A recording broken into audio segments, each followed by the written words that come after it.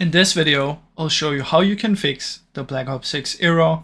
Our level Fastfile is different from the server. The first thing we want to try, if you're on the console, you want to try and close down the game completely.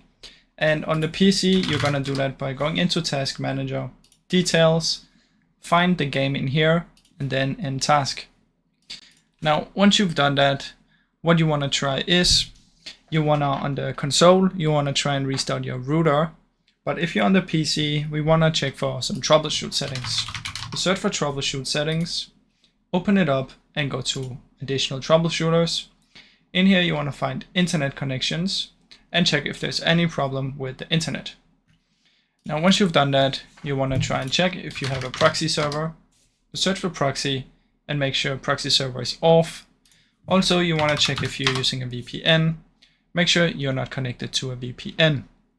After you've done all of that, I suggest you come here and search for CMD, right click, run as an administrator, and in here you're going to type ipconfig space /flush DNS, then type netsh space winsock space reset and press enter. Now once you've done all of this, what you should do is you should restart your PC or restart your console and then see if it works. Now I really hope this video helped you.